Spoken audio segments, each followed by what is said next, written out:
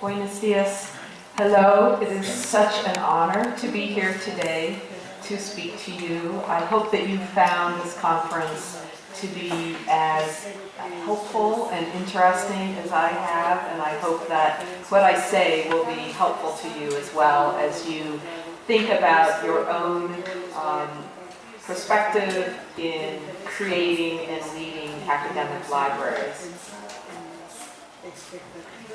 So I was asked to speak on the topic of evaluating libraries, and to me that really means thinking about what makes a great library now, in our time, and for our respective communities and cultures. So my own personal journeys with academic libraries started when I was an 18-year-old architecture student. And we had a university library that was very modern.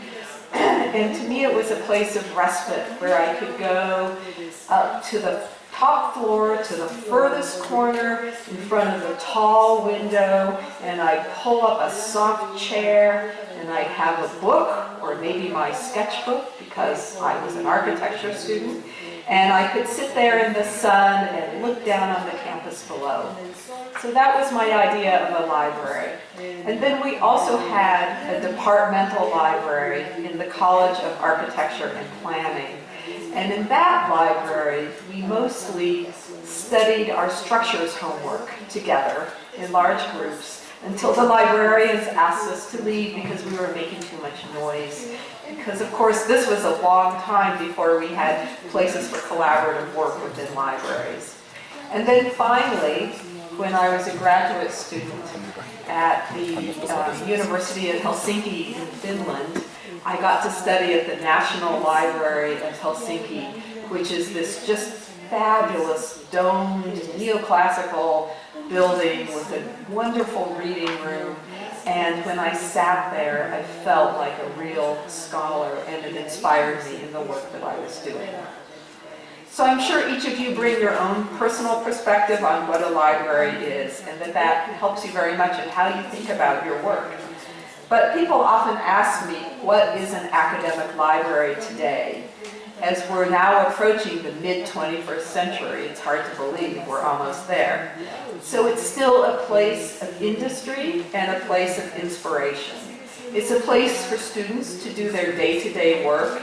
It's a place to access collections and also to access information experts. And it's a place really that needs to feed our creative souls, and it needs to, most importantly, reflect our cultures and the values of our times. So I'm very passionate about designing libraries. I've been doing this for 30 years at the architecture firm of Shepley Bulfinch, and through that time I've seen just this tremendous shift in what a library needs to be. Shepley Bulfinch is an international architecture firm.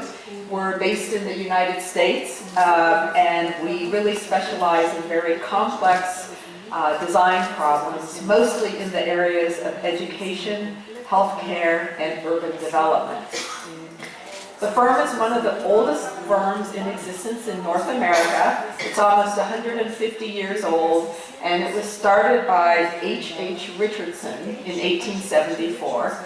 Some of you may know of H.H. Richardson. He designed Trinity Church in Boston. He was not a monk, although you might think so from this photo. He also designed this beautiful little public library in a suburb south of Boston where I used to take my children for story hour and to have a great moment of respite from the cacophony of raising small children in this wonderful reading room. So here is Shepley Bulfinch today. We're a firm of about 250 people with 3 offices in the United States, and this is one of our newest libraries, the Ringling College of Art and Design in Sarasota, Florida. We've come quite a ways from the times of H.H. Richardson.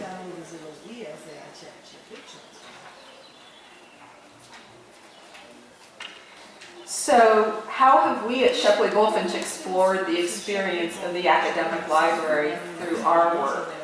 Well, we've been really, really privileged and honored to work on some of the most prestigious libraries in the United States, including projects at Harvard University, the Countway Medical Library, Firestone Library at Princeton University, as a library consultant for the New Bodleian Special Collections Library in Oxford, England. But some of our most important projects and the most transformative ones have been the ones where we've had the opportunity to work with academic communities that have very great needs and much fewer resources. And so this project for the Atlanta University Center in Atlanta, Georgia, serves a consortium of historically black colleges and universities in downtown Atlanta. This building provides a safe haven for students to study 24 hours a day, 7 days a week. It is the only building in the downtown campus area that is open for evening and weekend study. It was a renovation. It had a lot of kind of features that I would call challenges and not opportunities in the library, such as this interior fountain, which was a big problem when they had books in the library in a very humid climate, you can imagine.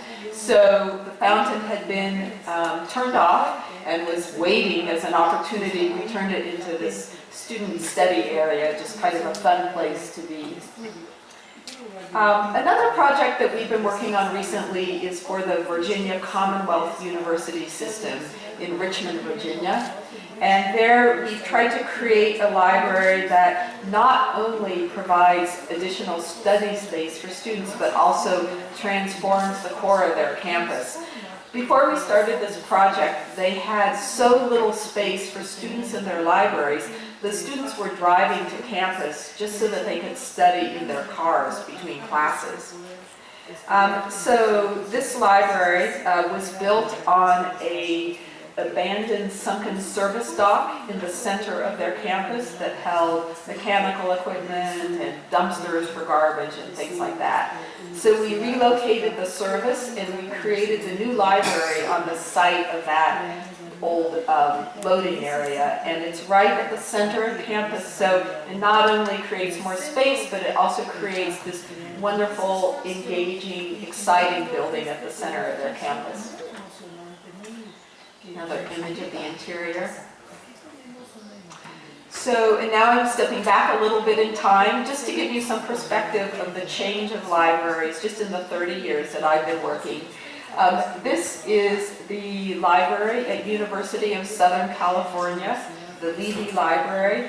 It was built, it opened in 1994. It was designed in 1989. It was one of the first libraries in North America to have an information commons, where they combined computer technology with traditional library resources within the building and also at a central help desk.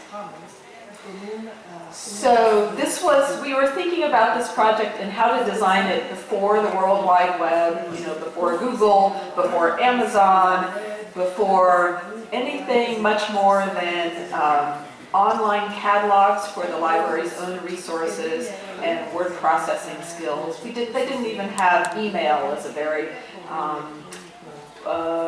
very secure way of communicating while we were working on this building. So we designed these carrels that we thought were so amazing. They actually look quite antique now as we look at it, but the idea was to make them very deep, shaped like a wedge, so that they would hold these very deep computer monitors. And notice how it's all still about students working by themselves, right? But now they have a computer in front of them. And I found this in our office archives, which was a three-dimensional model of those computer carrels that we created using what was available in terms of computer software at the time. It took us about 2 weeks just to make this drawing. So again, we've come a long way since then.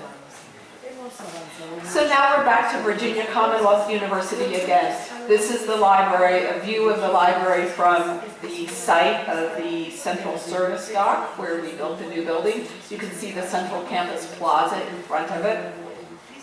And what strikes me about this building is how much more it has to provide than the Levy Library needed to provide in 1994. The range of services and resources has just expanded so dramatically.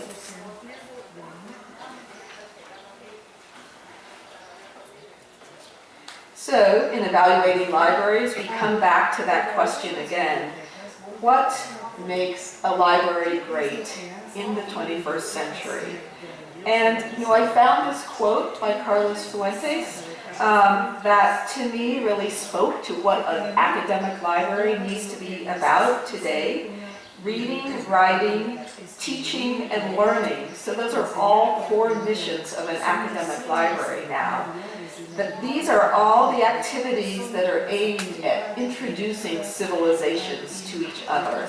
So as we think about a library as primarily a place to connect civilizations, to create intersections between disciplines, between ideas, between individuals.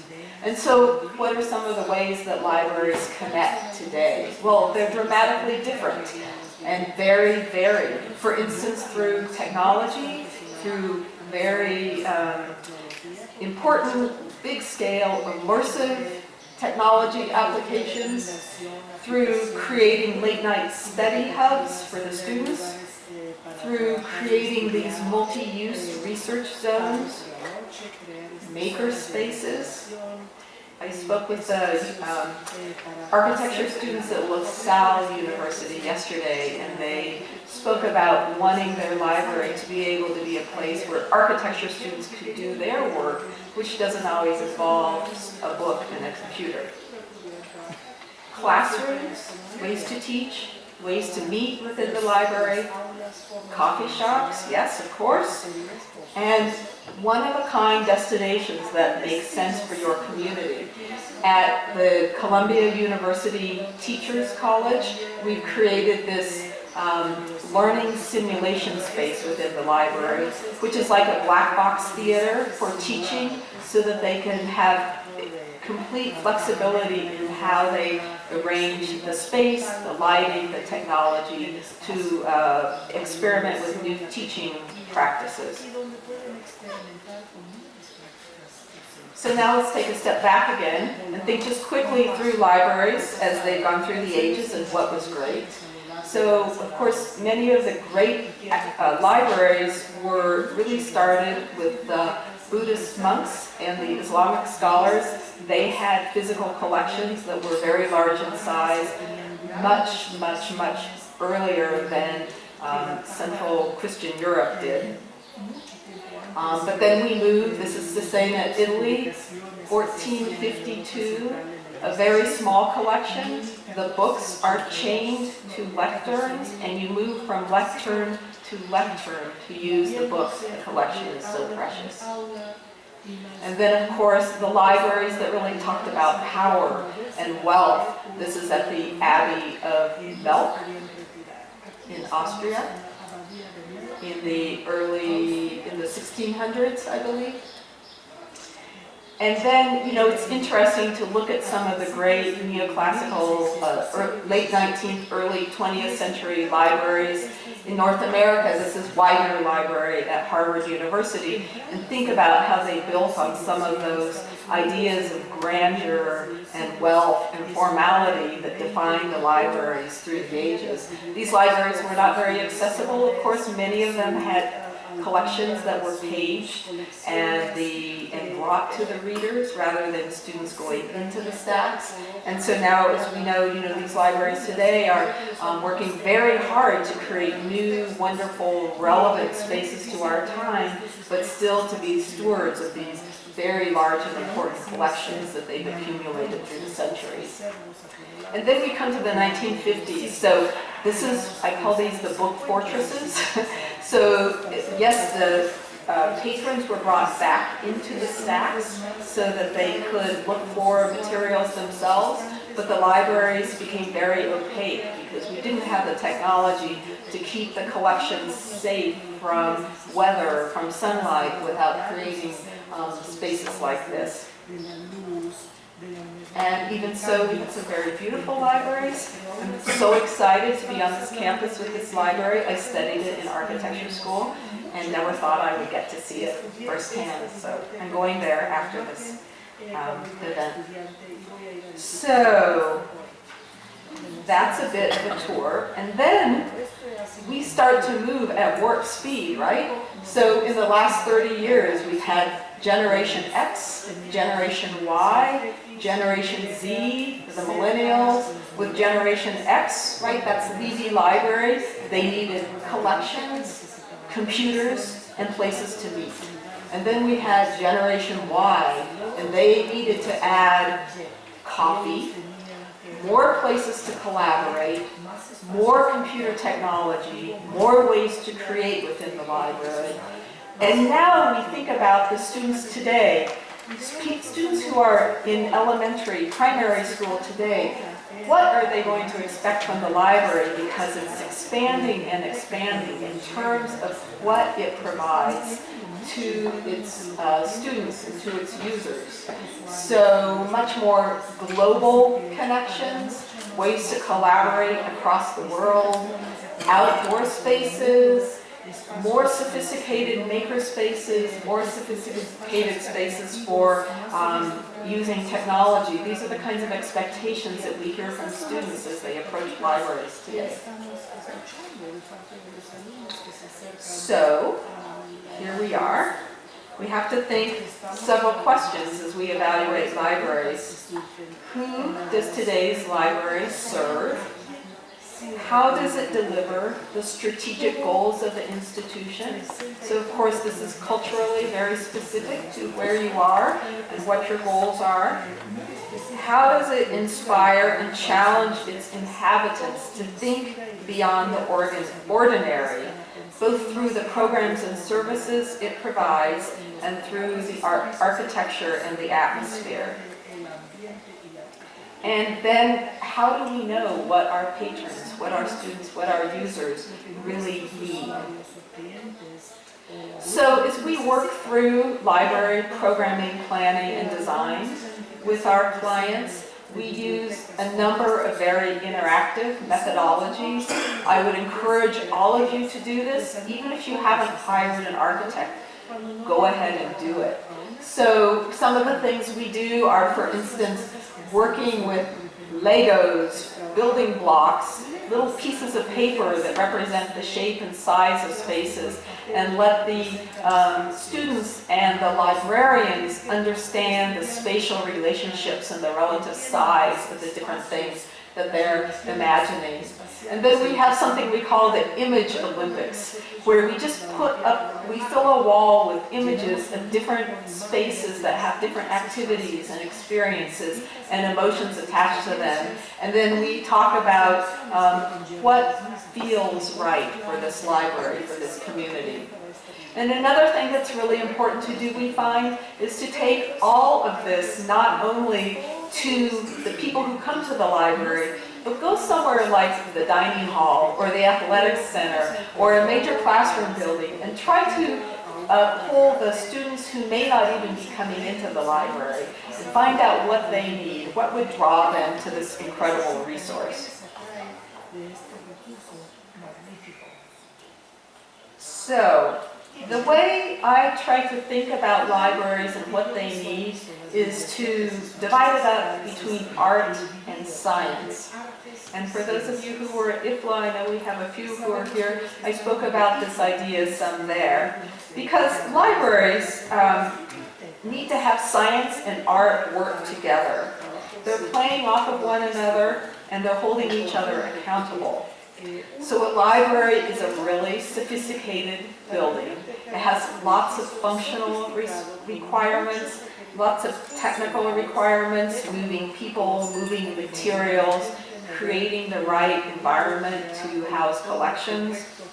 And so we've been looking at the type of data and benchmarking that has been used to define libraries through the centuries, or through the last, I'd say, 50 years or so.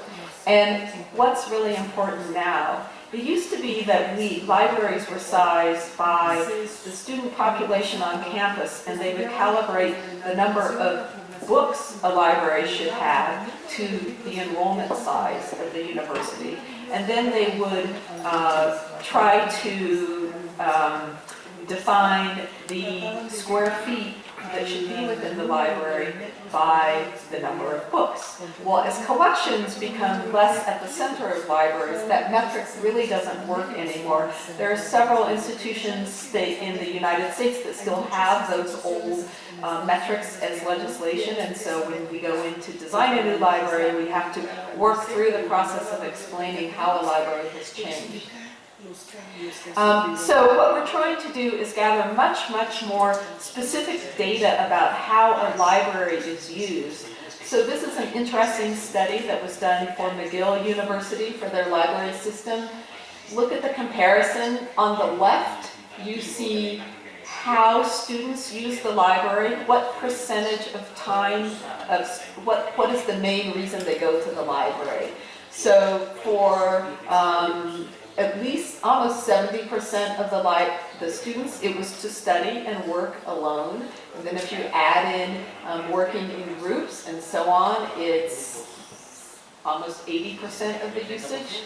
And then look at the space allocation on the right. 32% of the space is for people to actually use the library in some ways, for students and faculty. You know, look at collections. 7% of the students at McGill University were going to the libraries to consult print collections. 51% of the library space on campus was allocated towards collections. Another metric, this is from IFLA. Think about, could you, in all of your campus libraries, seat 15 to 20% of your student population? I think this is a metric that's very difficult when you have a very large university, such as UNAM, but it works pretty well on medium and small-sized universities. And so then look at the change we're seeing as we plan new libraries related to many of the existing libraries in terms of allocation of space. 75% of the space in the library is for student work, student services. This includes things like cafes, classrooms, as well as quiet study areas, computer labs, and more traditional library study activities. So that doesn't really mean the collections are going away or shrinking dramatically. What it means is the collections are needing to be stored much more efficiently, or the libraries are getting much bigger, or a little bit of both. So you may be familiar with many of these models. We're really looking at new and more efficient ways of storing collection, whether it is within the library or by creating off-site storage facilities and retrieval systems. And what that's doing is letting us sort of unplug the library, right? So that you can go in and you can really find the collections, and they're arranged in ways where they're celebrated. And for students who didn't grow up now in a generation where they maybe had a lot of exposure to books, they did research using computers, they go to the library and the books are the new thing. It's not the technology, it's the books that are the new thing. So creating ways that will help students understand the value in some of these collections and how to use them. The other thing that's really changed in terms of planning metrics for libraries is how much space we need to allocate per seat in the library. We're allocating about 40% more per seat in the library than we did 30 years ago because of the way, of course, people study. Laptop, iPad, phone, big screen, computer, and some books and papers as well. And then we're seeing a shift in how much dedicated functional space there is in a library. relative to the overall size of the library, so that we need to add much more space for just the serendipitous encounter, stopping in a hallway for a conversation, these kinds of not really dedicated or assigned spaces that are what make a library very, very vibrant and support the way people communicate and learn today. Okay, now the art part. So, interior placemaking, I think, is really at the core of a great library. It should be a place to dream and to learn. And when I think back to all these libraries that I've experienced, it's really the presence of very memorable places that have made each of the libraries so beloved. So, how do we as librarians and designers make this happen? Well, the building needs to do 4 simple things. It needs to navigate, it needs to inspire, it needs to change, and it needs to show. So by navigate, we mean make the library easy to understand. There were a lot of conversations yesterday about making the library inclusive, intuitive to navigate. So that's really what we're talking about here. You know, the central stair. When you look up, you can see where what is happening on the floor above. You don't have to guess. You don't have to go ask someone if you're uncomfortable about asking. We also work a lot to zone the library so that as you move from an active place, a noisy place, to a quiet place, and I believe libraries need both today, it will be very obvious through the location and through the design how you are supposed to act within that space. And then create these destinations. So as you move through the library, there are these different kind of landmark destinations that are something unique, that mark your way. They help people navigate through the space. They don't have to be grand and formal reading rooms. It could be something really casual and informal. This happens to be what we call the front porch, although it's an interior space in that Woodruff Library in Atlanta, Georgia, where students gather. It's part of their 24-hour space.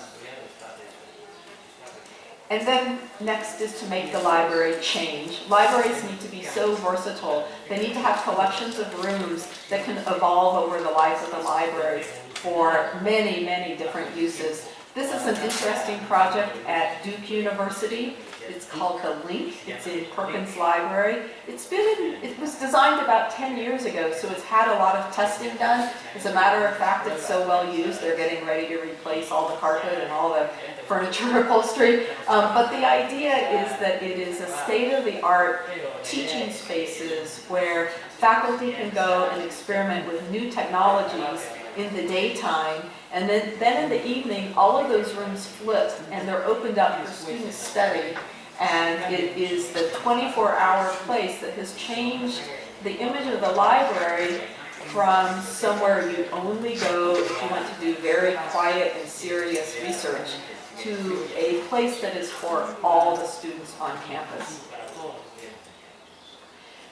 Show. So show really means your library should be a showcase for all of the value and unique collections that you have, and you need to create places to showcase those. So galleries next to reading rooms,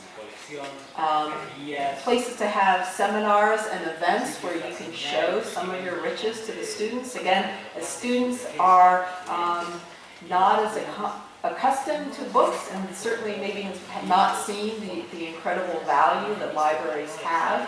In that regard, they can see the primary sources in these locations.